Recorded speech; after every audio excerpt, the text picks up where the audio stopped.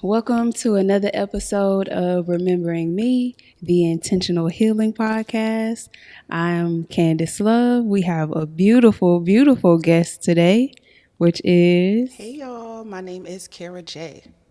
And you got your boy Brick City Buddha, also known as Docs, in the building. We back, episode 7. Is this episode Episode 7? 7, yeah. Ooh, number Yep. 7. Yeah. That's a good number.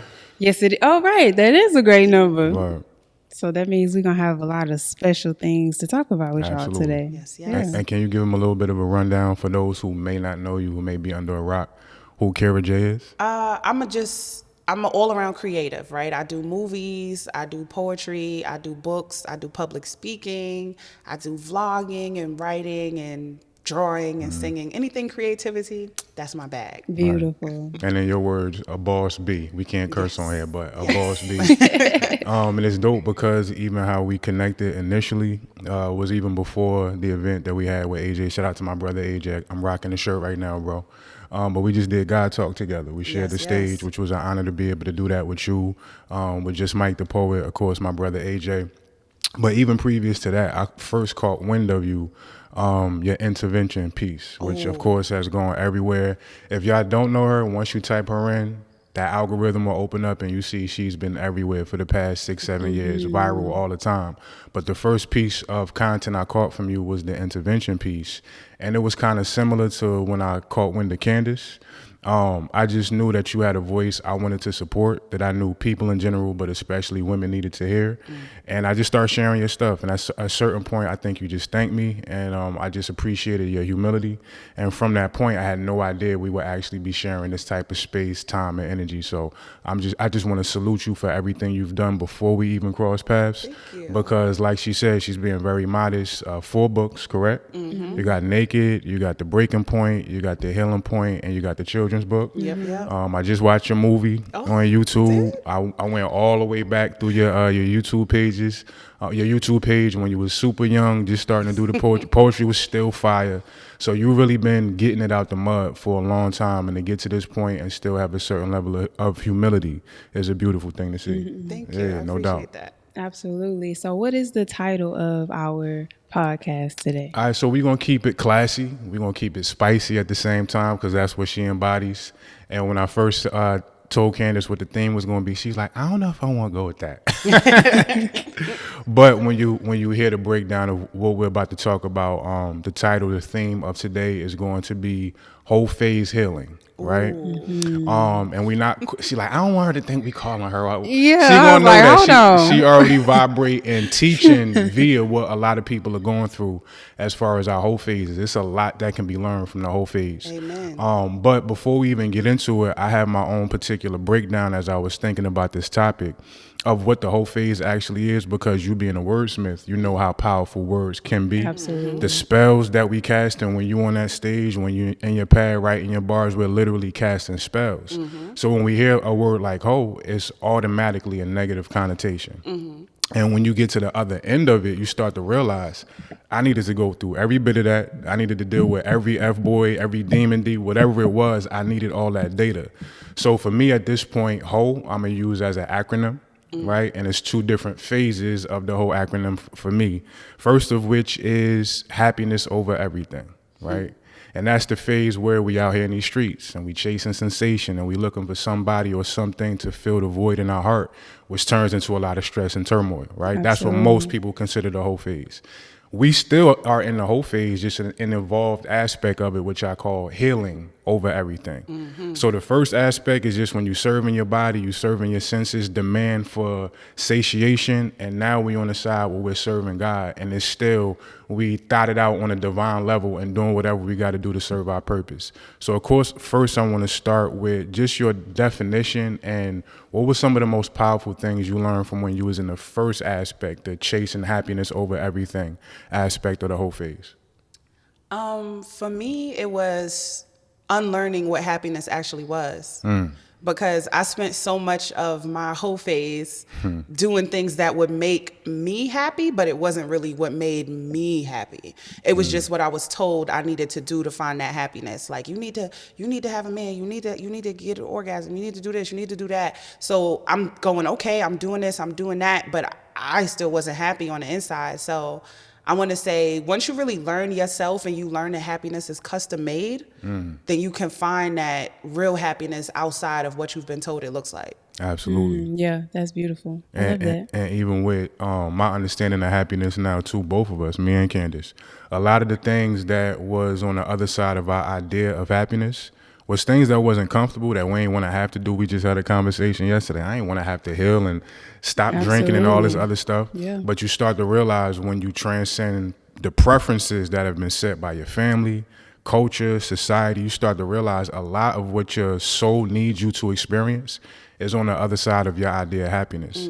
So a lot of the stressful things is what you have to get through to get to that top shelf level. There are these intermediate phases where you could bust a nut, have a beautiful plate of food and a lot of flavor, but those high-end things, wanting peace and a beautiful space to live and being able to take care of your family, you got to do things that's on the other side of happiness that a lot of times we aren't conditioned to go towards. Yes, yes.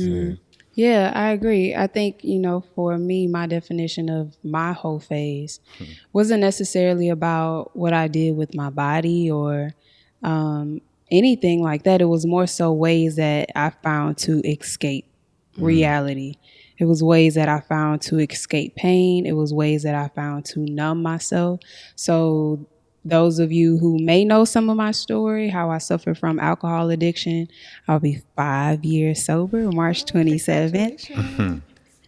So all of those things, relationships, I was never really a relationship person, even though I was in some crazy relationships.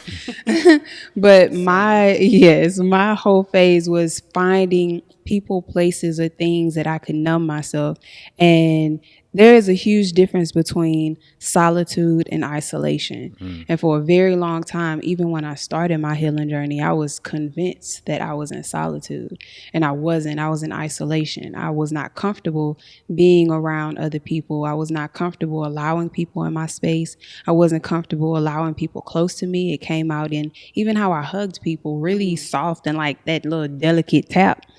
And all of that had something to do with my need to escape reality in general. So my happiness, or what I thought at that moment was happiness, was being able to avoid anything and everyone. So I would stay to myself so I would not have to feel the backlash that would come out in relationships. That's why when me and my husband met, one of the biggest things was I don't want to be in a relationship. It wasn't because I didn't want to be in a relationship. Hindsight, it was because I wanted to escape all of the overwhelming emotions that tend to come out in relationships that make you feel unseen, unheard, acknowledged, unwanted, that make you remember those triggers, those wounds, and those voids that you're trying to run away from. Absolutely. And of course, I was digging into some of your bars, right?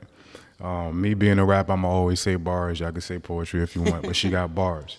So there was a certain section of one of your poems where you said you was talking about having sex and kind of just getting it out the way. You remember the name of the poem? First date sex. First date sex, okay. You had the crowd going, of course. The ladies was in there snapping it up, right? But it was a few pieces that stood out, one of which you said, the pressure of leading up to the physical is something I can't take. And in the past, I made the mistake of investing in men that can't make me shake, right? But what I know of you as of late, you have had extended periods of That was isolation. bars. Did you hear that? Bars. Okay. I just wanted to make sure you heard it. Hold on, what? Something I said? Yeah. What I say? But what I know of you as of late, it rhymed with what she said. Let's go. It's nothing. It's nothing. Fact. That's why that's my wife. Change. Right. But what I know of you as of late, you've talked a lot about what you've gained from your period of isolation, your period of solitude, and kind of, tapering off maybe some of your sexual activity. Yes. At what point did you, because that's a shift in philosophy. Yeah. At what point in that shift in philosophy start to happen for you? I want to say I kept getting into situations where it would be sex centered and driven. So it's like our chemistry is through the roof. Our bond may even be elite, but it's not getting me where I want to go. Like I can feel something is missing in all of these relationships. So then the last guy that I met, he was just like, we're not gonna have sex. We're gonna do everything but have sex. We're gonna build intimacy, and I'm gonna force you to talk to me and grow with me and get close to me without ever sleeping with me. And I was just like, that's a thing? Like, At what point did he say this to you? in the beginning, because Wow. you know, first date sex. I'm Right, like, right, the right, first, yeah, the it's first lit. line of that poem is, I like to let the sex come first Right. before we think of things to say, before we dive into our most inner thoughts. Let's get the out the way. Right. And he was like, that's cute, but no, you're gonna build. You're gonna get to know a man outside of sleeping with him. Why do you think that was your thought process in how you should enter a relationship? Because oftentimes we let sex cloud our judgment, and we let sex be the reason why we're so, oh my God, I should have never had sex with him when things go bad or whatever. Right. So I found that if I had sex with people I didn't care about, I knew that by the time I cared about you, it wasn't because of the sex. It wasn't because, oh my God, I waited to care about you and then we had sex and you left. It was kind of like, I had sex with you, and if I wind up caring about you, then I don't really feel like I lose anything. I feel like sex wasn't the reason that you were here. And I tried to differentiate between men that want to use you for sex or men that actually enjoy your company. If we get sex out the way early and you stay, then I know that you might want something more out of it. You're not just here for the orgasm, because there's people who will do the whole build up and they get you close and they court you, and then they finally get it and they like, all right, thanks for playing. And I'm like, yeah, I don't want to keep wasting my time. Let's just do it. Right. Let's just do it. And then if we still rocking with each other after that, then yeah. How you wanted to say something? Yeah, I was Go going to ask, that sounds like it's been something that's happened to you a few times to the point that it's created the narrative to make you write something like that and feel as if it's something that works to get the sex out of the way. How often has something happened to you like that? Because that's not normal behavior, and it's not always everyone else's experience either. Right. So how often has something like that happened to you, and how did that start to affect you over time? For me, it kind of made me feel unchosen. And I got a poem called "The Flowers That Are Loved Never Get Picked," where I talked about, the saying that says, if you like a flower, you pick it, but if you love it, you water it daily. So I kept finding myself in positions with these men that's just like, oh, I care too much about you to hurt you. So they vibe with me, and then they realize they got to step a certain way, and then they walk away and go be with someone that they could play with more. And that made me feel like, that made me feel overlooked, that made me feel unseen. But the other side of the poem is also, I had some disappointing experiences with men where it was, I'm building with you, I'm talking with you, and I like your personality, and then when we go to lay down, we're not compatible. And then I felt like I just kind of wasted my time, because I really need my sexual chemistry and energy to match my partners. So I didn't want to waste any more time, whether it be you sleeping with me and realizing you just want to be friends, or whether it be me sleeping with you and realizing that you're not good at it. I tried to just get it out the way to avoid both of those scenarios. Like, I didn't want to be overlooked again, and I also didn't want to keep having bad sexual encounters. Gotcha. So low key, it was a little bit of fear intertwined into that philosophy. And just out of curiosity, like, because I never had a woman approach me with that. Even if that was on their mind, they wouldn't be like so overt with just saying it, right? They definitely out there, of course. But like, what percentage of men would respond positively to that? Like, whether y'all relationship turned into anything further, like, what was the reception like from men when they would realize this is what time it is? It was like 50-50, because men think they want that until they get it. And then I'm the villain, and then I'm the bad guy, and, oh, you're just trying to use me for sex. And just like, oh man, I got so much of that. Like, they started whole pages trying to call me like Future. They call me the female Future. Wow. And I'm like, Future?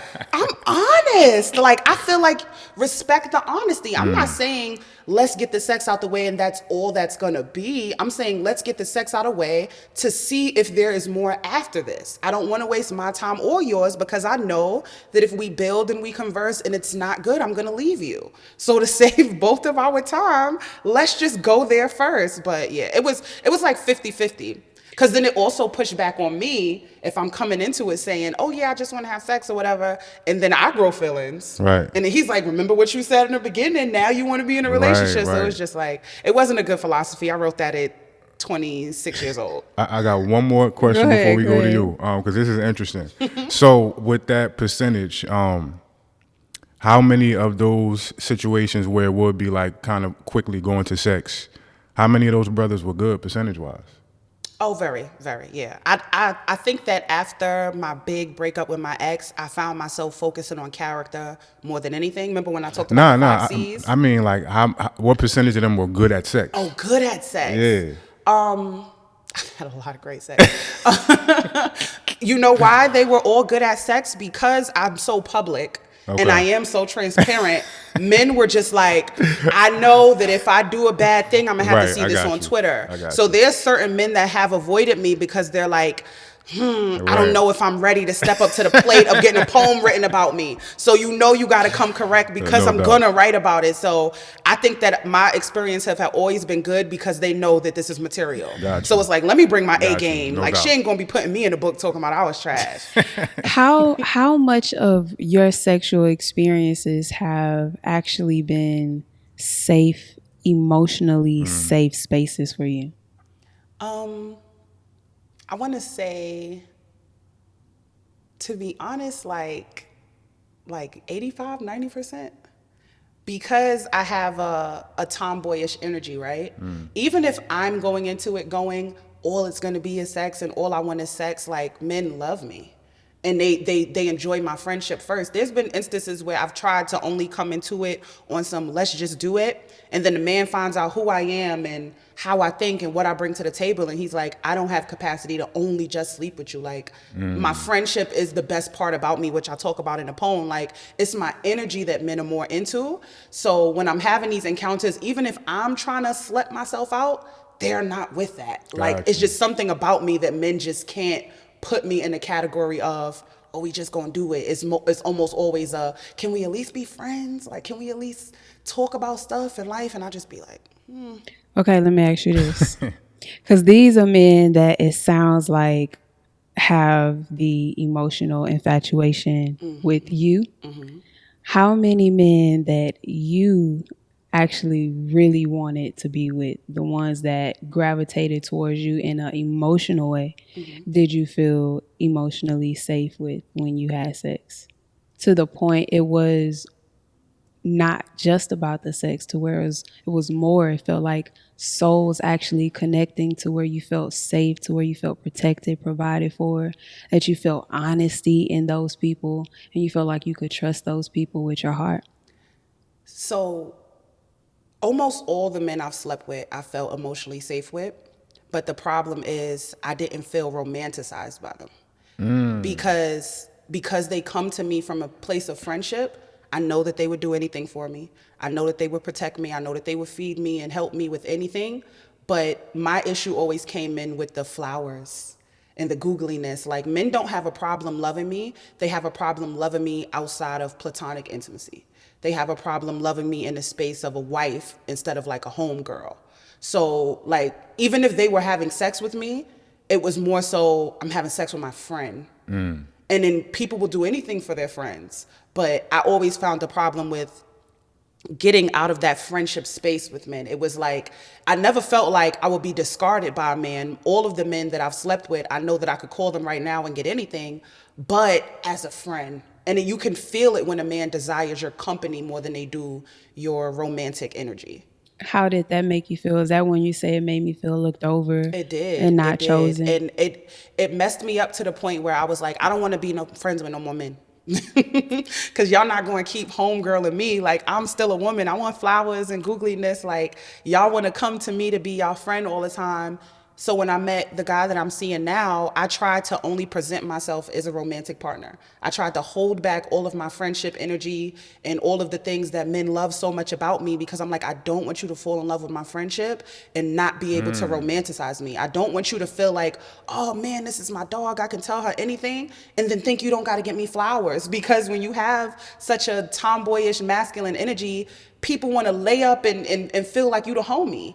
And that's where my issue came from. So it made me feel like, why not me? Like, why is she getting that and I ain't get that? But you do anything for me, but give me kisses and Valentine's Day cards. Like that Yeah. was my issue. So Got so you. if that's the case with the new relationship, at what point do you introduce full throttle friendship version of yourself? Because to a certain degree, you're still holding some of you back. So everything was good. I was going along with we're just going to be romantic ideology. But I introduced him to one of my friend groups. And when he got to see me with my friends, he was like, wait a minute, you're funny. Like, you're so funny. Like, Right. I didn't know you was that funny. I didn't know you was like that cool. Like, so then he just kind of sat me down and let me know, like, I'm still attracted to you when you get in your tomboyish bag. I'm still that much into you when you're being like a New York girl. Like, that's the reason that I like you. I'm still gonna get you flowers and kiss you on your forehead when you being a real ass nigga. So I think his reassurance is what allowed me to bridge, because I've never been able to bridge. I've always been showing my friendship side and expecting the romance to come, or showing my romantic side and then holding back the friendship. So now it's like, he's like, no, you're safe enough to, I'm still gonna cuddle you and treat you like my friend knows. So there's gonna be spaces where we laid up and I know that I'm your girl, but then there's spaces where it'd be like, yo, let me tell you about da-da-da-da. Like, so I got that reassurance from him to help me bridge the two. What is your relationship with your masculine and your feminine self? So as a New York woman, Harlem. my masculine is my protector. Like, my masculine is what allows me to walk the streets by myself. It allows me, because I developed super young. I got a lot of the wrong attention real young, and I learned that the more you looked like a man, the more men wouldn't want to try you. So it was kind of like, some women choose femininity for their comfort that I just learned to reject for my safety. And I just became rugged and tough because I didn't want people realizing that I had a big booty as a little girl. Like, I'm not even out of junior high school and there's 30-year-old men running down on me. So I just rejected the whole idea of it. And I was like, what do the boys do? I want to be a boy. I don't want to be a girl anymore because of the pressures that come with it. So I just became more and more masculine to protect myself. And then I didn't start stepping back into my feminine bag until I became a mom. Because I'm like, okay, I'm having a daughter. How am I gonna raise a daughter? Right. And I'm a dude. Like, how am I supposed to do this? And she's so girly to the point where she's like, Mama, you're never gonna find a honey if you don't take off those boxers. Not the boxers. I would listen, ball head, boxers, basketball shorts. Like, I was really in my masculine bag. And she's like, come on, can we just like paint our nails and just do some girl stuff? Like, she made me feel safe enough to know that it's duality in it. Like, and I always thought, like, I'm not feminine because I'm not feminine presenting. And my older sister taught me, like, human beings are the only species that reject femininity based on appearance. Because if you see two sharks in the water, you're not going, that's a girl shark and that's a boy shark. A shark is a shark. She's like, your nurturing is what makes you feminine. The way you love is what makes you feminine. So even if you got your bald head and your boxes, you're such a woman that none of the other things is what's making you feminine. You're very feminine, and I never really knew that. I thought I was just masculine. Got you. No, let me ask you this. When it comes to the stories of not being chosen, because that was a huge wound that I had for a very long time, and still a wound that shows to rear its head at certain times. And so one thing about myself is I have to be very mindful of all of my wounds, all of my traumas, all of my voids. That's the work that I do. I make sure that I'm clear on who I am. I give myself permission to dissect who I am. And one of my huge wounds was not feeling chosen. I identified my dad being an alcoholic. He chose alcohol over me. That was the narrative in the story that my childhood mind chose to run with. And because of that, every relationship I would get in would begin to reflect that. So it's not that men were actually choosing other people over me. It's that this narrative that was so strong cultivated all of the energies within the universe to where it started to present situations that looks like people were choosing other women over me, until I started to heal that I don't feel chosen. How come they never choose me? How come they choose someone else wound? So how did you begin your process of healing through that wound of not feeling chosen? Because that is a very heavy wound. For me, it was a complete level of understanding, because I don't love people from a place of possession or entitlement. I just love them for their existence. I love them outside of what they could do for me. So I had to step back and realize that most of the time, like literally 90% of the time, when a man was choosing another woman over me, that other woman was more suited for him than me. Got you. And because I built friendships with these men, you want your friends to be happy. So there would be times where I would see, yo, we might just need to call this quits because she's a better fit for you. And yes, you're not choosing me in this instance, but you're choosing something that's better for you than me. And I constantly reiterate to my audience, I hope you do not internalize not being chosen, because when you internalize it, then you think it's about you, and it's not about you, it's about their choices. And I also sat with, how many times did I choose someone over them? How many times did I make the choices that were better for me than them? That doesn't mean there's anything wrong with you. That just means we're just not in alignment. And I think that we focus so much on ourselves in the space of other people's experience that we think it's about us. And my healing came from realizing that it wasn't that they were not choosing me so much as it was them choosing someone else. Because the last two guys I want to say I dealt with, the last two guys I took seriously, when they told me like they wanted to go be with their other partners, and I was just like, oh, not again. But I was just kind of like, it makes sense. It always makes sense. I would have to change too much of me to be with you, and she's already what you want. So how am I gonna make that feel like, oh my God, it's me that you don't want, when it's no, you're going after what you want. And that's just what it is. I can't internalize it, because when I meet my person, it was kind of like I didn't have to struggle to be chosen with him. It was kind of like, finally we found someone that we choose each other. And it ends with everybody until the person it doesn't end with, for real. So in those situations where the universe continues to give you those repetitive cycles, it's the intention for you to go in and heal that wound. And 9 times out of 10, the inner child that also didn't feel chosen. So what area in your childhood started to begin that narrative that you were not chosen? Oh, I'm a third daughter. I'm a third daughter in a row. So I have this discussion with my parents often. First daughter is, oh my God, we finally got a baby girl. My second sister, it was my dad, he was Muslim. So he's like, oh, we finally have a Muslim child. And then I came 16 months after her. So then I remember asking my parents, like, my whole childhood, I kind of felt like I was just there. And my dad said my brother was their first baby. That was their love child. My second sister was their first daughter. The third child was their first Muslim baby.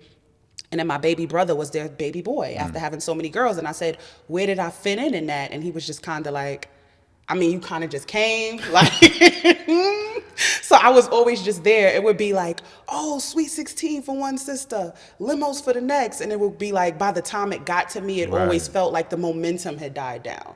Never had the birthday party, never had the big prom, never had these big moments. It was just kind of like, you feel it when you're a third girl in a row. And it was just kind of like, oh my God, like what's happening? So I do not like the whole concept of gender reveals when people get so disappointed. Oh yeah, that's my horrible. God, That's I so have 3 horrible. boys already. Why am I having another boy? I'm like, your kids is gonna feel that they're just another one of that gender. So growing up as a third girl in a row, you feel like nothing about you is special. What are you doing that your sisters haven't done? Okay, take these clothes because they outgrew them. Okay, you can have this because they're finished with it. It was nothing that I felt was about me. So when I became an adult, I just tried to make all of these huge moments for myself. I had to create Kara J so she could feel important, because I was essentially feeling invisible in my family. I was just there. There was never a big deal about anything I had growing up. I was just a third girl in a row. So having these discussions with my parents and my mom and my dad, they're super apologetic about it. Oh, that's good. Yeah, we talk very candidly about the whole thing, and their reaction to me is my siblings were more loud. They were more expressive, and they kind of just thought I was fine because I was so quiet. Got you. Like, when you don't ask for love, then people might not think you need it as much. And I'm like, I was asking, but in a different way. I'm not gonna come out and say, hey, could you love me and give me some attention? I'm gonna start flunking out of school maybe, and get some F's and try to get, do something. But yeah, it was just a disconnect growing up because they had so many children. Gotcha. See, a lot of times, and a lot of men that I work with don't understand that intimacy goes beyond the gifts, the touch, all these different things. Intimacy is information, data about your partner, the new age intimacy and all that type of stuff, but it's real. So with that being said, at what point does your partner, or whoever you may be dealing with at the time, get that type of intimacy, that type of look into what you've experienced to have an idea of how you uniquely need to be loved? Or do you even say that? Oh yeah, I definitely say it. I bought this deck. It's called the Vulnerability Deck. Okay. It's from this website called The People I've Loved. Shout out to them. It's amazing. It has 52 vulnerability prompts where you can just pull cards and ask deep questions that you might not think you need the answers to. So like at least once a week or once every few days, we sit down and we pull a card, and one card can lead you to a 6-hour conversation. There's one card that asks like, tell me about your reoccurring dreams. Tell me about the nightmares that you have. Tell me, like, just things like that get us talking, and then it might pivot from sharing information to sharing traumas to sharing triggers. Just the other day, we were having a conversation about our trigger words. Because, everything with us is still new. So I'm like, what are your trigger words that if anybody says to you, it triggers you? And then we have those conversations. So just building that friendship with someone to know I really, really want to be super close with you, and I want you to know me on these levels of why I am the way I am. So you just got to go through the process of learning that about me. And when you give that information, is it more so a matter of like your true north? Would you like him to try to figure out, like if you was to tell your partner, or if you already told him that you struggle with the chosen thing and all the way back to your childhood, do you give that information and just leave it to him to figure out how to accommodate that? Or do you feel comfortable in step by step, this is the type of way I need to be loved to help me heal this wound? Oh yes, I definitely tell him, like, I need words of affirmation because Yeah. his love language is quality time. So he's like, we don't have to talk. If you just come over and you sit in the room and I sit in the room, I'm gonna be fine. I'm gonna feel loved. Yeah, that's I'm like, us. I need the verbal. I need words of affirmation. I need you to remind me, because if you don't tell me, I'm gonna forget. I'm gonna forget. You better keep reminding me that you love me. You better keep telling me. So also being patient. He's super patient with me doing the work that I have to do and doing it next to him. It's not like, I can't do this work for you, and I know you're still a work in progress, but I'm here while you're doing the work. So what are you doing to make yourself feel assured that you won't need me to constantly reassure you? Absolutely. You don't need me to love you from a place of my insecurities. You need me to love you in a way that you know you're loved, but if you're not doing the work yourself, it's nothing I can do to make you feel that. So I just try to be mindful of the work that I'm still doing as I'm next to him doing it. And I also wanted to ask you, and I know you said it in jest, I know you said it jokingly, and being somebody in your position, you're an extremely powerful being. It was a certain point when we was on the panel and you was telling a story and you was like, because I'm a whore, right? Yes. And I knew you was joking. I knew it was jest. And to a certain degree, I know you probably don't look at yourself like that on a conscious level. But there are stages to the mind. We got the conscious functioning, the subconscious, and the unconscious. So how do you look at yourself? Because I was just reading about something called narrative coherence, and it kind of ties into you talking about the narratives, the stories that we hold of ourselves.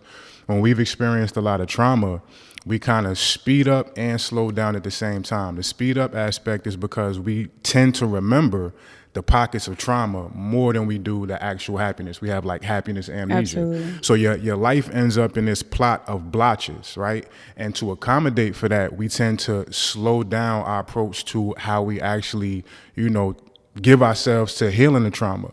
So with that being said, we have all these different versions of ourselves that we continue to shed, but being that our plot is so spaced out, we may be holding on to subconsciously or unconsciously the phase of 15 to 19, the phase of 25 to 30, when I was really in my whole bag. So how do you see yourself at this point? Because when you said that, that's not what I saw on that stage. Yeah, agree. So, I see myself as very sexually liberated. Yeah. Like, I had sex with him before we ever went out. We had sex like on the first day of meeting each other. The new dude. The new dude. Yeah. And then I told him, like, we're like the same person. So Okay. it was like, yo, we need to see if we're sexually compatible. We Okay. had sex within, like, literally we met and 10 minutes later we were having Okay. sex. Was that the viral? That was the So that was real. Okay. That was real.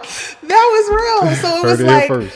I can't not label myself something. Like, it's kind of like if the shoe fits, but I also have never had sex from a void. Right. I have never had sex from a place of, I want to have sex to get this. And I think because I only have sex when I really want to have sex, I just think of myself as sexually liberated. Gotcha. You know what I mean? It's not like I'm trying to have sex for love. I'm not trying to have sex for revenge. I'm not trying to have sex for pity or relationships. Before I had sex with him, I hadn't had sex in like 7, 8, 9 months. Right, You know what I mean? So, right. you know, I have my whorish ways, but now it's like I'm a whore with my partner. Gotcha. You can't think of yourself as just this modest angel and you having sex with a stranger. Right. I did not know his last name when I had Wow. sex with him. Go ahead. How much of your sexual experiences do you think stem from trauma responses from your childhood? You mentioning being a third child, not really feeling seen, which also translates to not feeling seen, heard, acknowledged, wanted, desired, chosen, or loved, which would typically make a person choose to find ways, getting F's on the credit card, on your report card, finding ways to show up to receive that love, to receive that attention, to be seen, to be chosen, to be wanted. How much of that aspect of your childhood do you think manifested and bled into your sexual experiences so you could receive what you didn't get when you were a child? I don't know. For me, it just feels more physical than emotional because I've slept with guys that I didn't want relationships with.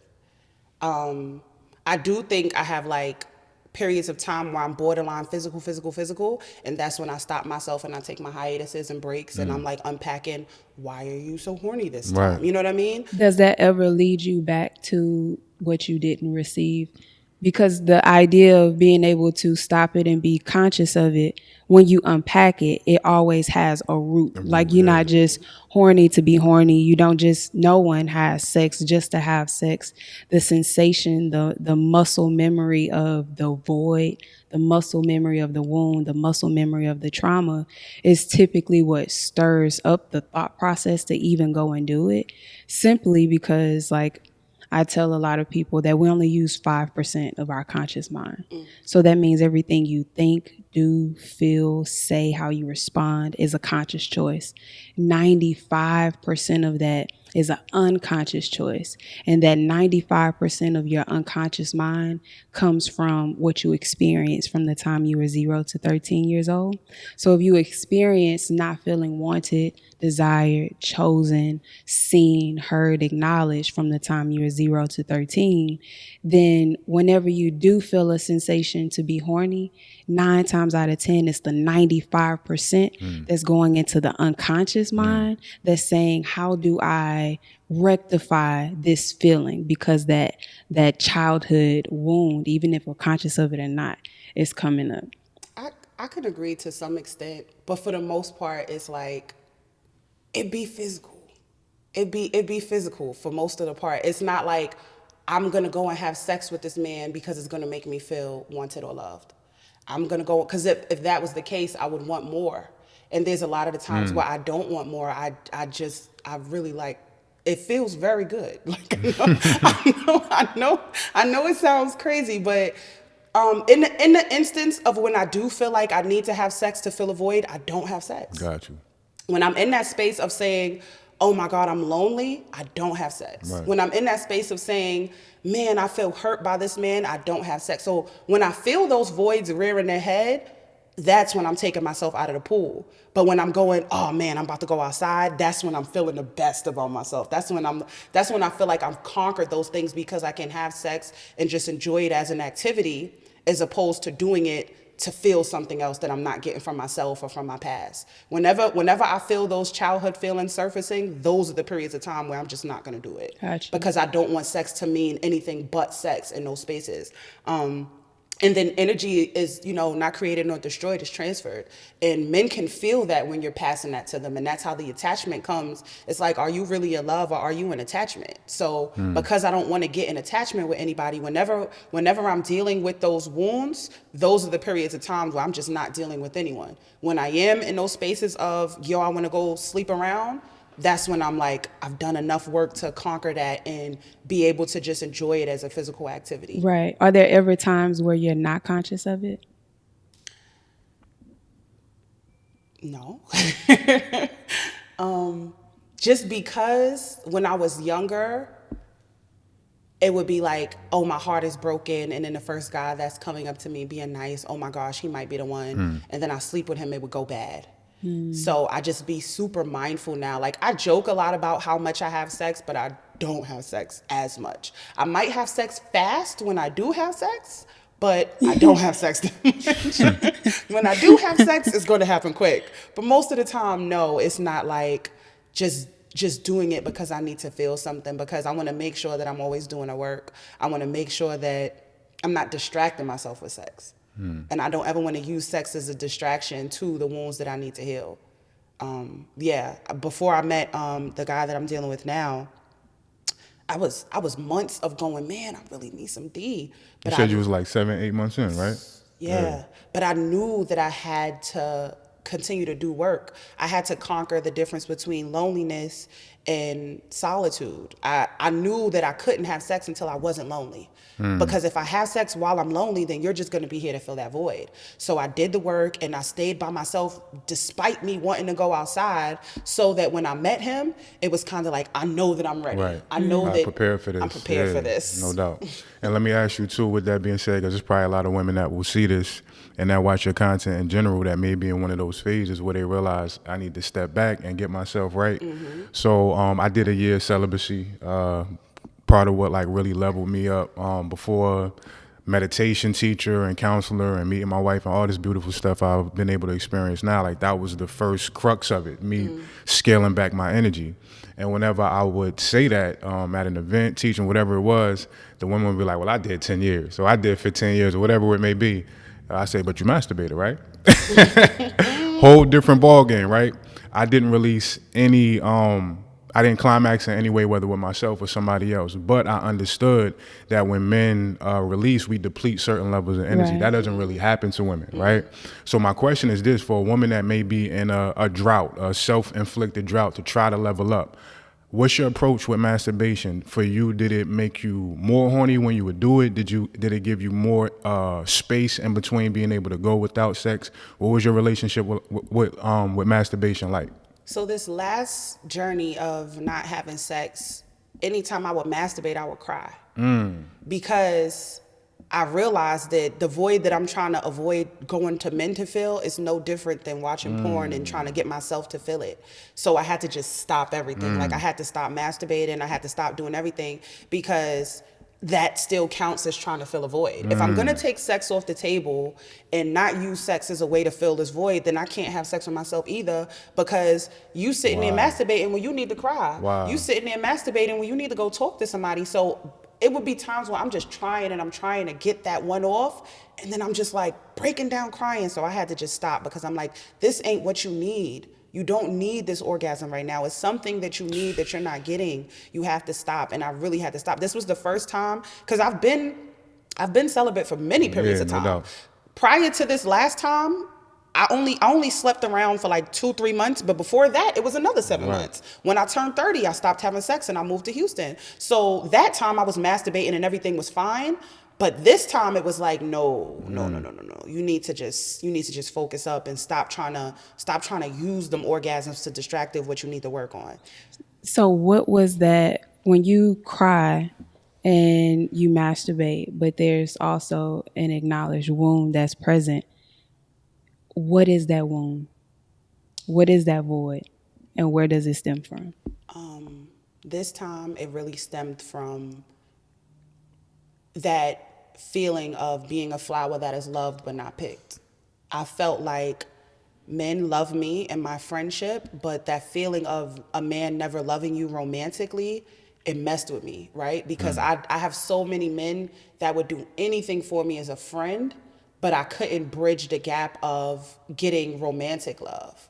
And I just was like, I started questioning myself, because I know that the women that they're choosing are much more softer and feminine. So I started thinking, like, is something wrong with me because I am too masculine to get the type of man that I want?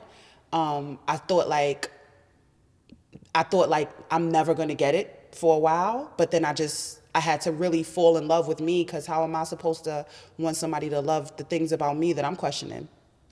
How am I supposed to get somebody to fall in love with the things about me that I'm unsure about, once I spent all of that time alone to realize, okay, well, those guys you chose didn't love this about you, but I really love this about myself. I really, really love this about myself, and I don't want to change it to get what I think that I want. So I'm not going to compromise, and I'm not going to change it, and I'm going to keep loving those things about myself, because I'm eventually going to run into somebody that loves that as well. And I'm so happy I did, because that's his favorite parts about me. My energy and my aggressiveness and my dude ways, it's like his favorite parts about me. And I was so close to changing that. I was so close to conforming to be what the men that I wanted. And then I really was like, do I have a problem with this, or did they? Because if I really love this, I don't want to lose that. I don't want to change this about myself. So I'm going to stay by myself until I know that you cannot internalize not being chosen. It's not me that they're not choosing. It's this thing. But I love this thing. So I'm going to keep loving this thing until somebody else loves it too. So that void that would come up when you would masturbate would lead back to the root of not feeling chosen, which was the root of not feeling chosen when you were younger. How did you begin to start your relationship with self-love? A lot, everybody on Instagram is like, soft life this and soft life that. And, their definition of self-love is the things that are happening in their external world. And what's happening is, for instance, what happened with you, it sounds like, is that in a child that did not feel seen, heard, loved, acknowledged when she was younger, because she was the third child.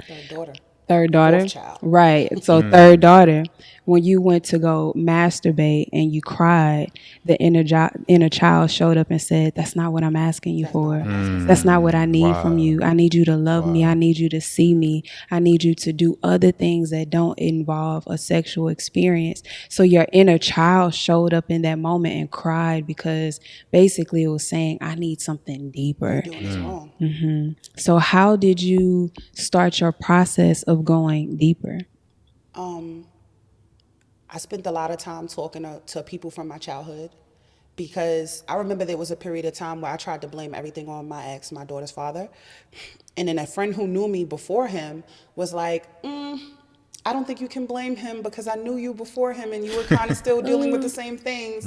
When we were 14, 15 years old, you were dealing with the same things. It's like, who asked you? Who asked you that? And I was like, let me blame. Let me shift this to who I think it's for. And he's like, you giving this person the wrong smoke. And then once me and him sat down and had that conversation, and I realized, like, my issue with my childhood wasn't just not feeling chosen. When you see somebody not doing something, then you think, okay, maybe they're not capable of doing it. But when you see somebody doing something for everyone but you, that they're willing, it's like you're willing to do this for everybody. You're just not doing it for me. So growing up, it wasn't just that it wasn't done for me. It was that I had to see it get done for my sisters. So I'm watching y'all do it. I remember I was having this conversation. I was in a car with my mom. We was having a heart-to-heart, and she was saying how, my dad bought my sister a bedroom set, right, with the headboard and the dressers and the wardrobes and everything. So that she bought my other sister a canopy bed with a huge dresser. It was mahogany and mirrors. And I was like, that's so interesting, because while y'all were doing for y'all other daughters, my bed was on crates.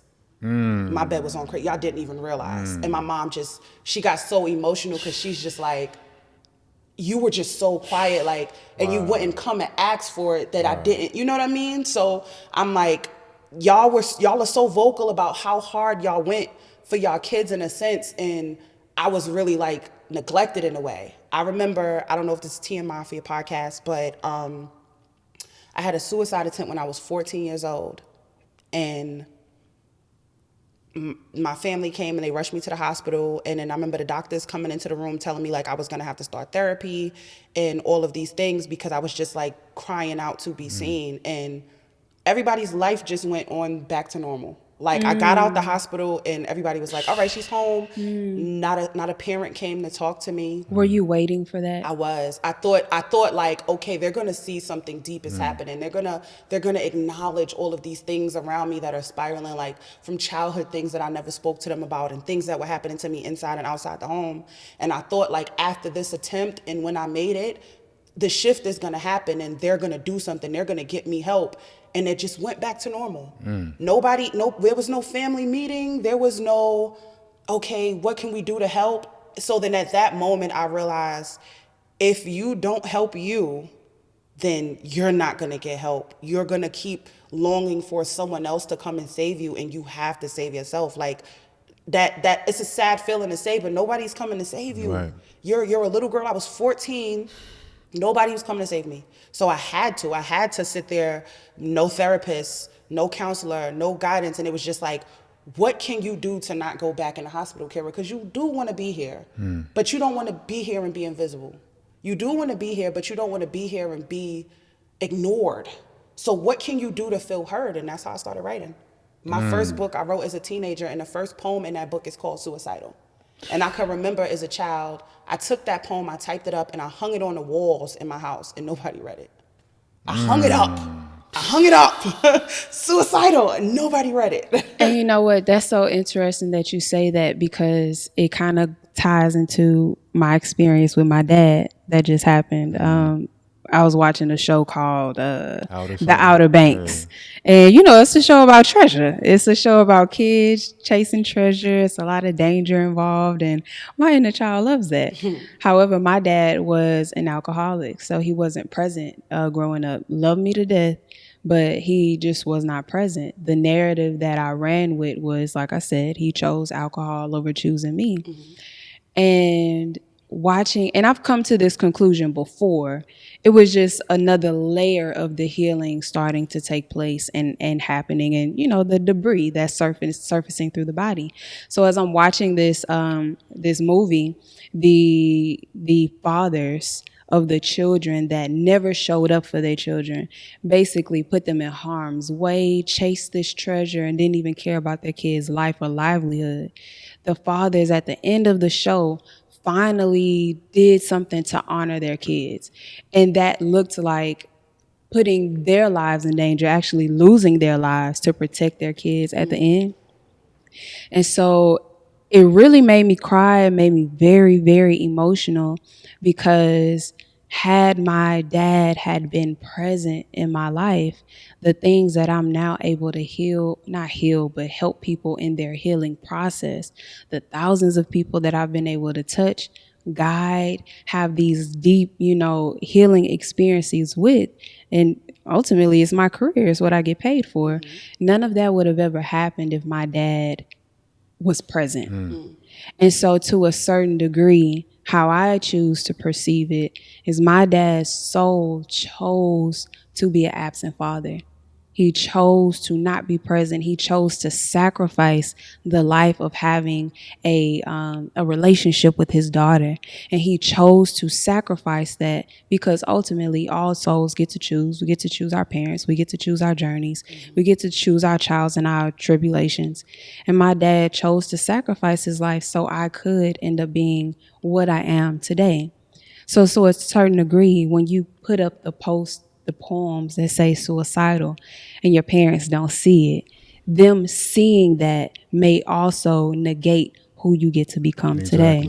And so them looking past that give you an opportunity to cultivate the muscle of poetry, to cultivate the muscle of pain, because now that muscle of pain is actually a gift to other people who are able to relate to you because they experience that same pain. Absolutely. And that's a fundamental aspect of healing a lot of people overlook. Like I always say, we'll burn the sage, we'll go to the retreats, we want to open our third eye, all this good stuff. But a lot of healing is about perspective. It's about vantage, seeing more of yourself, not necessarily fixing anything. Because a version of you may have looked at that situation like that was broken. Now you realize that was a tool, that was a wrench to open up this new portal of yourself. So it's almost like the carrot at the end of the string. When you are doing a certain level of healing in any aspect of your life, there needs to be some type of vantage switch. There needs to be some type of perspective that's going to change in how you saw the BS that you went through and God not liking you and the world ain't SHIT or whatever it is. You start to realize like, yo, hold up. I needed that. If I don't get that, I don't get to this point. And then you're able to appreciate the pain as well. And then at that point, you don't even characterize it as just pain. It's just something you had to go through. There was also something you talked about. I'm not sure if it was a poem or just one of your posts. I think it was one of your posts. And you said, you like what you know about him. You don't know him enough to like him yet. Right? My best friend Cito said that to me. When I first met my partner, I was going like this is crazy because I love slow. I might sleep with someone fast, but I love real slow. And from day one I was kind of like, oh my What do God, you mean I by love that? him. Like, Oh, okay. I got you. yeah, so I don't differentiate sex and love. So I even if I sleep with someone fast, it's gonna take me a while to say I love To this fall person. in love with them, no but doubt. from day one, I was just like, oh my God, this is it. Right, I love him. right. And he was like, you need to chill. Like 4 days in, I was Right. planning my futures with this man. And I was telling him like, no, because I really like him. And my best friend stopped me and said, you don't like him. You like what you know about him. You don't know him well enough to like him. Because in order to say that you love something or like something, you have to know it. Right. You can't love the unknown. You love the surface. Right. You love what it looks like. Right. So yeah. So with that being said, the question I wanted to ask, and something I give to a lot of my female counseling clients, when we talk about their vetting process and the necessary questions that need to be asked, one of the ones I always suggest, right? Whatever end of the spectrum you may be on, if it's a first date or you wait 6 months, it don't matter. But at a certain point, women do need to hear from men. What are you doing to control your D, right? What regimen are you on to be able to have a certain level of balance with that? Because, you know, you single, you do what you want, but once we're in a relationship, you need the capacity for loyalty. A woman could want a man to be loyal all day, every day, but what does his regimen look like to establish that and to maintain that? So that's one of the necessary questions for me. To your female audience, to those that may be watching right now, what are some of the necessary questions you would suggest them asking a man that they're first getting to know? Okay, so this guy I didn't vet properly. I'm not gonna lie, because I slept with him as soon as I met him. But moving forward, I would say I would ask a man, how has your childhood affected the way that you love? What healthy representations of love have you witnessed? How did your last serious breakup affect your viewpoint on trust and getting Fire. into serious relationships moving forward? Because I think that's a huge problem that we deal with a little bit, because it's like, if the last woman made you feel like I don't want to be serious with Right. anyone again. So I would ask that. Yeah, just things about their representation of love. Like what is love to you? Right. What does love look like to you? What does loving look like to you? What does being loved look like to you? Right. So yeah, I would say I ask those questions to find out if we're even compatible in the way that we love or think love is. Same question to you, Candace. What are the necessary Right, questions okay, yeah, got you. in vetting? So, honestly, before I ask you, them, anything, because I know that your response is a calculated response. The ego needs you to show up the best way that you can so you can get the desired outcome. doubt. So I don't need to hear nothing from you Right. starting off. Right. Initially, my vetting process is having a deep conversation with the soul. And the reason why this is important is because quantum entanglement, which Mm-hmm. is what made us, attracted to at least the conversation Right. of each other. And quantum entanglement just reflects that everything is connected on the opposite ends of the universe, the infinite space that all things, whether it's plants, whether it's energy, whether it's the fashion, the body, everything is directly connected and everything directly communicates. So I don't have to use words or hear your words to understand what your intentions are. I don't have to use or hear your words to understand how you're going to treat me. Everything in my body is directly designed to feel into what everything in your Right. body feels. Right. So whatever the trauma is that you're holding on to, whatever the wounds, the voids that you're holding on to, people love to say, I'm an empath. And really what that means is the body's job is to receive, are you a safe environment or Right. not? Because my body is designed just to protect me and keep me safe. So every part of my being is designed to dissect, is this a safe environment? Is this a safe person? Is this someone I can open up to? So my first conversation is a conversation with the soul. Why are you here? What did you come here to teach me? What lessons will you drop off? What messages will be hidden underneath your pain? The pain that you caused, the pain that I feel as a byproduct of being in a relationship with you. What triggers will you make it so clear that I have to go back, heal, grow, and acknowledge? And also, what type of mirror are you going to hold up to me? How are you going to help me see myself? Because my intention in relationships, once I had some sense, was never about the relationship.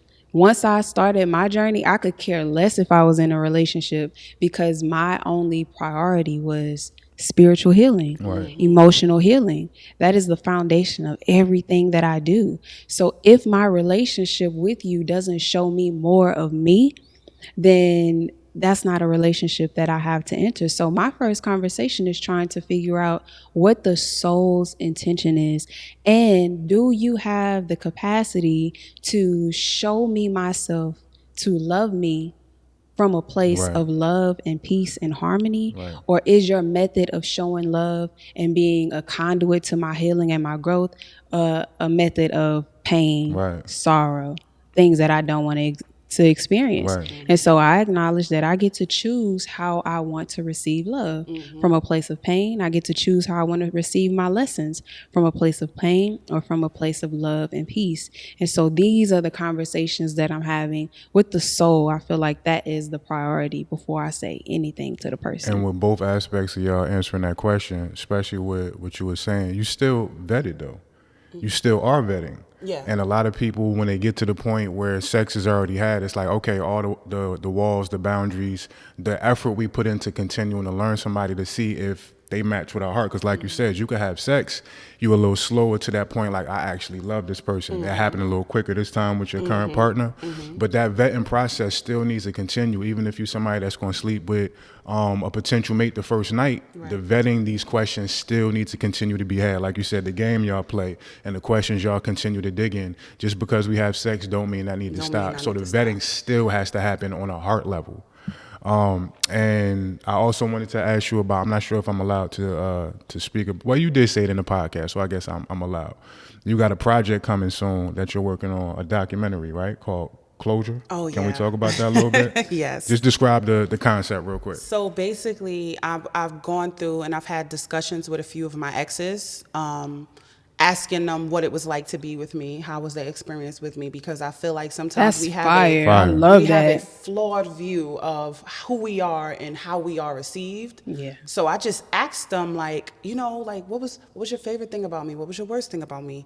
What do you think I can improve? And everyone's answers were so different. I was like, I need to make this a documentary where I interview you guys and I get to give you guys perspective on who I was, so I can have the closure and then step into who I am now. Good job. Because ultimately, people from your past cannot speak on who you are. They can only speak on who you used to be. None of y'all really know me, but y'all knew me. And those are pieces of me that still sit with me that you might know me in a way that I don't know me. Right. Because I've never experienced myself romantically. So just these conversations with them is the closure documentary to Yeah, just find out how I love so I can love better. And even if y'all haven't actually start filming yet, you've already been having these Yeah, I've been having conversations. these conversations. What's like the most glaring, what's the most powerful thing you've learned about yourself via one of these conversations with your exes? I am controlling. Every single ex. There was not one of them that was not their first answer. Right. They all say, "Oh my God, you're so supportive. You are so supportive. You are a light. You are my inspiration. You are focused. You are determined." But I am so controlling. And that controllingness come from pressure, the pressure I put on them to get what I want in the timeline that I want it. It's not like do what I say controlling. It's like manipulation controlling. So I'm like, there's times where you view me as this nurturing, supportive partner, but I was only being that so I could get something from you. That's all control. That's all Facts. me trying to mind F these guys. Oh, if I do this nice thing, then he's gonna make me his girlfriend. If I do this nice thing, he's gonna show up there. So in learning how manipulative and controlling I was, I had to examine, okay, every time you do something nice for a man, where is it coming from? Is it coming from a place of you wanting something? You trying to fill that Is it void transactional? with this transactionalness, or do you genuinely want to do it? I only pour from a place of wanting to pour now. I don't pour from a place of trying to fill thirst. I don't pour from a place of anything coming out of my cup. These men only get my surplus now. You don't get what I don't have to spare. But yeah, I was every man. That was like their only complaint, because it's like you don't cheat. You don't belittle, you encourage, you uplift, you this, you that, but you are controlling. Like, if you set your mind and say this is what it's gonna be, a man once told me, he said, the issue with us is I walked into a relationship that you was already in before me. He said, That's I powerful. met you and you had already planned for us months before we even discussed what we was going to be. So that energy of you map out your career and you can map out your goals and your plans, Right. but you can't do that in relationship. Right. It has to flow. Absolutely. Because I was so controlling. It's like when I meet you, you have this set idea in your mind of how things are going to be, and instead of allowing it to be, you try to force it to be the way you envisioned it in your head. So I had to Yeah. unlearn that for real. It's good that that they pointed it out to you. All of First them. of all, it's great that you had the idea to create something as perfect as this is. That's fire. I love that. And then secondly, that they had enough courage to tell you that aspect, because the aspect of control, and it's so important to speak about that, is the average person is controlling, and it's not just for the sake of controlling. And the average person is transactional in their relationship with any person. And this stems from a childhood of not having control. It stems from that root of not having control over your environments, not feeling safe in your environments, protecting in your environments, or feeling like there was no stability in your environment, stability in emotion, parents, all of those things lead to an adult trying to figure out how to control. And that control stems from also just not feeling safe, right? That fear of, if I don't control this to where it comes and is, exactly how I want it to be, so I can minimize the opportunity of me being hurt, my feelings being hurt, me being triggered, me being angry. This is what the inner child is doing and how the inner child is showing up, so she can protect herself or he can protect himself. So I thought that was really beautiful. But one of the things that you wrote in one of your books, it says, I articulate a broken heart so well. It's the greatest inspiration for my writing. If only you knew, I'd give up all the talent I possess to live in a day that I have nothing sad to write about. I thought that was really beautiful, because there is a necessary time to speak about painful moments. Obviously, you have to go back to your trauma to actually heal your trauma. And then there becomes a point to where, when we speak about pain so much, when we speak about things that have harmed us so much, we become addicted to speaking about those things. Right. And it validates the story that we're not willing to change. So now, closure, right, means that I'm on the other end of talking about sad, SHIT, all the time as my main narrative. So where are you now in regards to your writing and how it's reflecting maybe the spaces that you're in now? Is there happiness now? Is there joy now? Is there more peace now? How does your writing reflect that? So in the beginning, my writing was all expressive. That's the basis of Naked, just being emotionally exposed and vulnerable. There's no advice in there because I didn't know much about nothing. I was a teenager. So I started off just talking. And then as I moved on into more books, it was about blame. It was about, oh my God, this is what he did to me and this is what happened with us. So now I'm at the point now with my latest book, The Side Effects of Heartbreak, it's about accountability. I'm more accountable for the roles I've played and the things that I've done to get myself in these situations. And the point I'm at now with my writing and my career is learning that everything has duality. And just because you're sad on Monday doesn't mean you can't be happy on Tuesday. Facts. Absolutely. And I don't have to be the toxic girl's motivator. I don't have to be the happy relationship girl's motivator. Like, people have told me, like, yo, I really miss toxic Kira. Like, because I'm funny when I'm toxic. So I think that being with my partner now, he allows me the space to still express whatever ratchet thought is on my head, but bring it full circle, baby. Yeah. Bring it back to 'Cause where you you are deserve now. that. Because you don't have to stay in that space of Right. talking about how these men had you effed up, because I spoil you. Period. Right. Right. You cannot relate Absolutely. anymore. I know that that's talk, right. brother. He's Yeah. like, you can talk all that toxic stuff. Like, I went on Word. Twitter the other day. What happens is sometimes I'll get on Twitter and I see an old tweet is getting liked a lot. Got you. And Yeah. I'll retweet it. Right. And he's like, what you retweeting that for? You don't relate to that no more. What you still, we out of that space. No Like, doubt. you can't even relate to that girl that was in that space. Stop sitting in that space. And I'm like, you're right. I just was sharing it because Right. and I always tell people, look at the dates. Yeah, I keep yep. the dates on my Said that. tweets because I don't want you to think in 2023 that I'm giving y'all 2020's experiences Right. and opinions. So now that I am in a healthy relationship, it's like being mindful that I don't owe anyone my pain.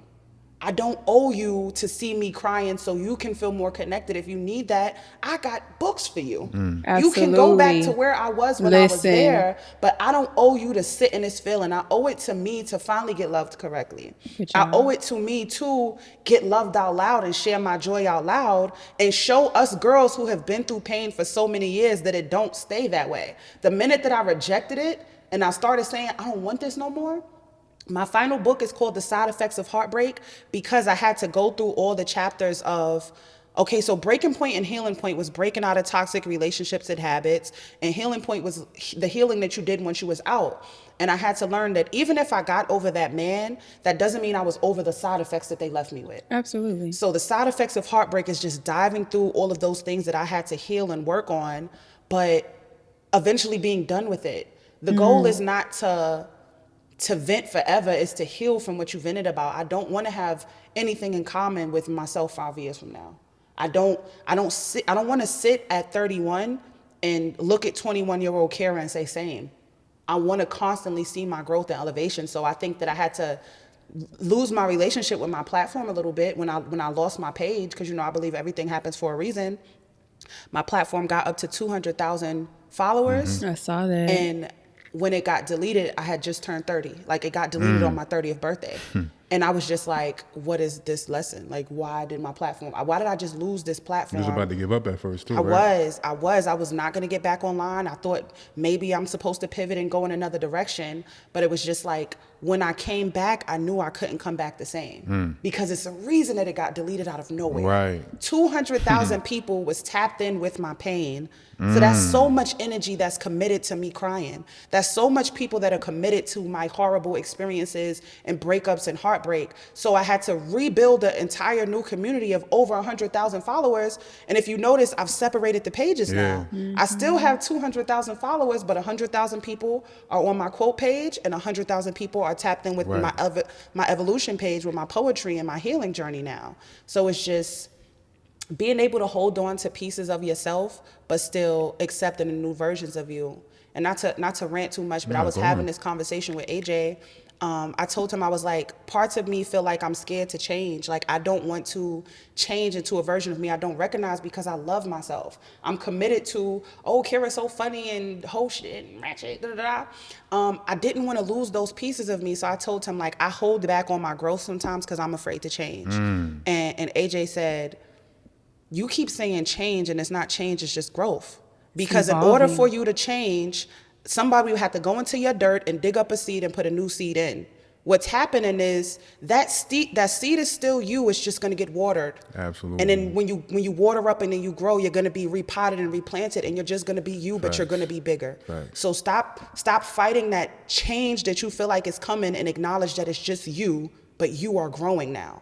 And I think that's probably what was holding me back for so long, because I didn't want to be different.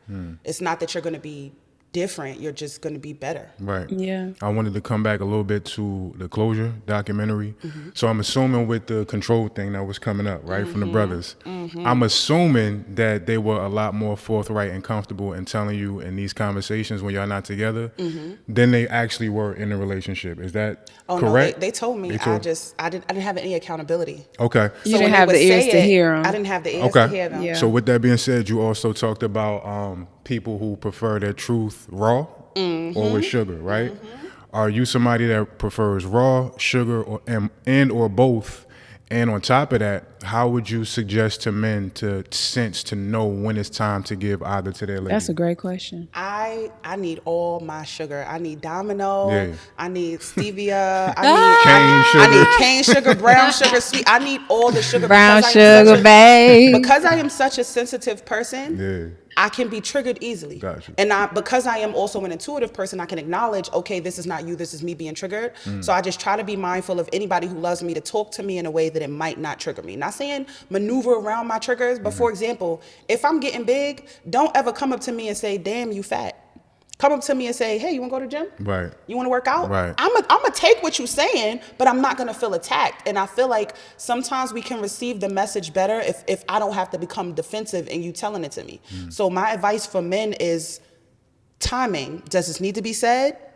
Does this need to be said by me? Yeah. Does this need to be said by me right now? Right now, yeah. When you say, does this need to be said by me right now, or does this need to be said by me, then you can avoid a lot of arguments, because I still need to hear it. Yeah. I still need to lose the weight. Yeah. But how am I going to lose the weight in a space of feeling safe enough to do so without feeling like you coming at me? Because I'm a New Yorker. Like, who you talking to? Like, I love that, because it's necessary. One, it is a method of love, right? It's a method of how you protect somebody. It's a method of how you provide for someone, how you deliver your message. And people will always say, don't focus so much on the messenger or how the message was delivered. Just focus on the message. And nah, I do all.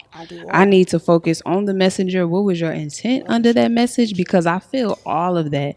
And I learned with my husband, there may be certain things that I feel or that I want to express, especially when we're having uncomfortable conversations. My husband and I don't really have like arguments like that, but we will have uncomfortable conversations that we have more than enough capacity to maneuver through. But I am aware how certain things can make a person feel. Absolutely. So I make sure when speaking to him that I use specific language to disarm him before he even has the opportunity to put armor on. Because in his past relationships, he had to defend himself. They were always like, you did this, you did that, you didn't do this, you never do that. And so I had to be mindful of certain language when it's like, well, you never do that. Never takes over the whole conversation. And now he has to defend himself like, well, I did this 2 weeks ago, or making his point proven. So being mindful of the words matter. And then also when a person has to defend themselves, the conversation is over. Now they've put on armor. Now they've had to protect themselves. And now it's time to fight. Right. So the purpose of the conversation doesn't even happen the way that it's supposed to. Right. And so that has been one of the most beautiful. What you smiling for?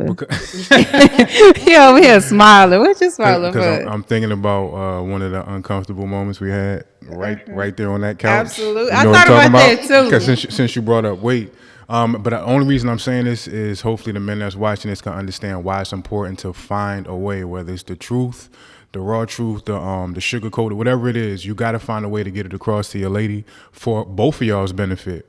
But you was planning on doing a 33-day fast. I had already did it. You had this 17, right? And stopped at 17? Yeah, no, I stopped at 20. You stopped at 20, right? So you started to do your fast. When I met you, you ain't eat no food. You was literally just juicing. And like we've talked about in previous episodes, you lost over 60 pounds since we've been together. Yeah. Largely due to emotional weight. You actually talked about that in one of your poems that I watched too. But with that being said, you was in a phase where your healing had to be extreme, right? At this point where you did this particular fast, you were kind of unconsciously coming out of that space where you need to do these elongated, forceful, extreme fasts. Right. So it was a point where you had lost a certain amount of weight in a short period of time. I had just moved down here, and we just sitting vibing, and I don't even remember why it came up in that moment or how I even brought it up. I think we was already talking about, like, because you had just got here, and we were talking about, our sexual experience. Right. Because at that time we weren't having like sex Right. that often, but it wasn't about necessarily sex. It was just about like intimacy. Like Right. we always are touching each other. I'm always rubbing his head or something like that. But him coming into the house, I'm kind of like anxious as hell. I'm like trying to make sure everything is perfect, and I ain't got time to rub you on your knee. Yeah, right. We had just came No back doubt. from the Nas concert No and stuff doubt. like that. So I was just kind of like tense, and you brought it to my attention that was it, and that kind of like flourished more into more Right. of the uncomfortable And conversation. when I initially brought up, like initially it was about your safety, right? Because I understood you was no longer in a space that you may not have seen yourself. And now if you do these elongated fasts, there's safety issues here, right? Because now you are a beautiful little bitty thing at this point as opposed to when you first started. So if you lose a considerable amount of weight, that's health stuff, let alone me also interjecting that you were still beautiful in that moment, which I expressed. But I was trying to like advocate, I guess, for, having to learn all these different versions of you physically throughout our relationship. You've changed over and over and over again. So when I was trying to express it, you like, of course, it was uncomfortable, right? Well, what did you say? I don't even remember the actual wording. She It probably remember. wasn't the best. You remember? No, of course. Okay, let's get it. It was basically like very soft. My Right. husband is a very loving man, so whatever he says is never gonna be forceful. So it was very soft, and it was like, am I allowed to say that I don't think it's best for you to lose more weight? It was something like you're that. right. And I was like, what? What? And I remember saying, don't comment on my body, don't comment on Right. my weight, don't comment on nothing. The whole feminism spiel came out like, and mind you, before I even said it, like, and this is the thing, men, we be feeling that angst in our chest and in our belly when we know we got to say something to our lady that could turn into something. Mm-hmm. But we was able to still sit there on that couch. Of course, the energy got a little heightened, but as we talked through the conversation, the thing that kind of broke the ice was you was like, it was my delivery that you actually said should have been a little bit more abrupt. You said, you should just tell me I'm losing too much weight. I'm like, I feel like if I tell you that, you're going to chop my head off. Like, what are we talking about? It was so funny because I went to my mama's house, and I was like, he kind of just said this to me. And she was like, well, you don't need to lose no more weight. And then I thought about it. I was like, well, my mama been telling me Right. every day for the past year, Right. don't lose no more weight. And so when I finally got out of my emotions Right. and being triggered, because the reason why I was triggered is it takes a lot to continuously evolve, Absolutely. continuously be a new person. Anybody that knows me, I don't look the same way that I looked 5 months ago, Facts. let alone last year, Right. 2 years ago, 5 years ago. Every year I literally look like a different person. And it is because my healing. But as other people are getting used to me healing and what that looks like, I am too. So it's like, I've been waiting to get down to this weight since I was like 20. And I'm finally here. Yeah, granted, I look a little sick, but I had just came off a juice fast. So Right. I was rebuilding, trying to get back. And so once I came to and came out of Right. my feelings, I was like, next time, just say, don't lose no more weight. Which, to your point, Right, is that's very abrupt. Like, abrupt. It's yeah. abrupt as hell. And so I guess like it felt more like hearing what my mama says, Got you. because that doesn't sound. I know that what she says always comes from a place of love, Right. and so hearing "don't lose no more weight" would have just sounded like my mama was Got telling me you. don't lose no more weight. It Right, was but don't, easier to receive it coming from a language of someone that you love speaks. Yeah, absolutely. it And then was your in love that with him is moment. newer. Right, So right. you have to learn how he speaks his No love. doubt. Well, so in that moment, like Yeah. that particularly, because she was always commenting on my weight, not in crazy ways, but just like, you need to eat a hamburger. She would say stuff like that. And so my husband, I love how he speaks to me, but for whatever reason in that moment, her voice is what it would have been more digestible. So I had to like just tell him like, next time just say don't lose no more weight. And it kind of is like ripping the Band-Aid off. Like don't lose no more weight mean okay. And then we ain't got to talk about it no more. But when it's like, is it okay Right. if I say, I'm like, wait, do I feel a way about this? I think I do feel a Right. way about this. I think my feelings are hurt. Right. I think I had a little bit too much time to sit with if my feelings was hurt. And with that being said, we about to wrap up. I only got one more question, but I do want to say the reason I even brought that up, because from that conversation, as uncomfortable as it may have been in the beginning of it, it got to the point where you were able to realize I'm no longer that version of myself that needs to do Yeah. these extreme fasts to maintain and stay healthy. And you realize it's a completely different approach I need to take with my body. Yeah. Had we not had that uncomfortable moment, you may not have that epiphany. And this is why men gotta figure out what way works for your particular partner to get these uncomfortable truths out. Because this is another level of intimacy beyond just rubbing her back, piping her down, and having a nice Valentine's Day date. We got to be able to say these things to our lady. This is intimacy too. And that's one thing that you have been able to demonstrate in a very beautiful way is Thank you, baby. knowing when to Yeah. tell me what I need to hear Timing. and how I need to hear it, like you said. And there, particularly mine has been around things like food, because I've had a very unbalanced relationship. I'm a Libra, so I'm gonna be all in, I'm gonna be all out. I'm either juicing or I'm eating pizza. It is what it is. And so having that ability to know your partner so well that you're able to love them in the way that they need to be loved, not in the way that you are used to being loved. So yeah, thank you for that, babe. The last thing I want to talk about, I know you gotta go get your baby girl soon. Platonic intimacy with men is something that you brought up at the God Talk. Yes, yes. I've seen you talk about it since when I was doing my homework.